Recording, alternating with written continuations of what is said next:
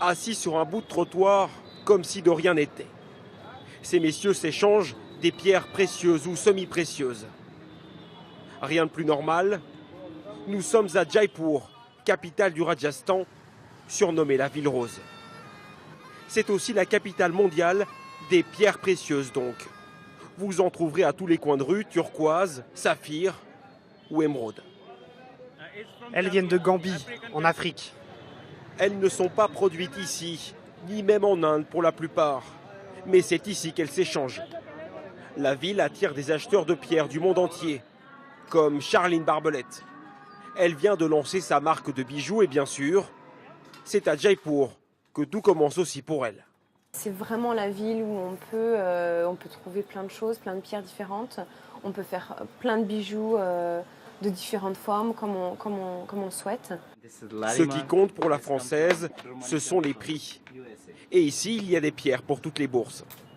Je cherche vraiment à faire des prix accessibles pour tout type de personnes. Là, par exemple, pour celle-ci, on est à 10 centimes d'euros environ. Tandis que celle-ci, on va être plus dans les 4 euros. Mais Jaipur, ce n'est pas seulement un immense marché. Ce sont aussi des ateliers de taille et de confection par centaines. Un savoir-faire unique au monde. Voilà la trésorerie. Charline vient collecter ses premières bagues.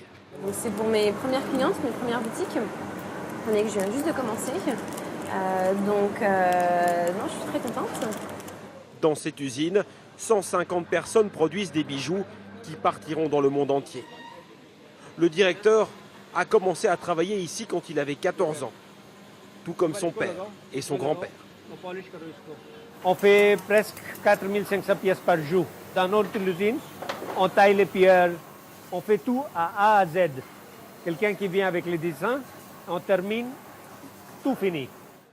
À côté de cette production de masse, les maisons de joaillerie de la planète viennent elles aussi à Jaipur.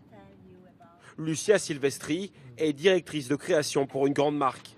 Elle vient ici depuis plus de 30 ans. L'adresse de son fournisseur est tenue secrète. Les pierres vendues ici sont parmi les plus chères au monde.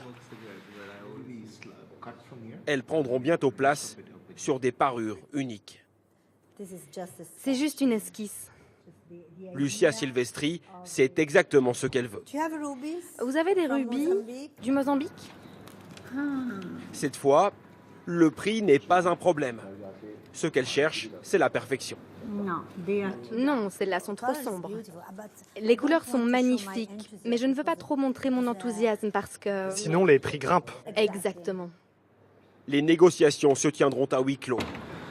Ce sont les Maharajas qui, les premiers, ont fait venir des pierres précieuses à Jaipur pour leurs propres besoins au XVIIIe siècle.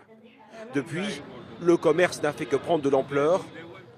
Aujourd'hui, les ventes de bijoux et de pierres précieuses dépassent les 30 milliards d'euros par an.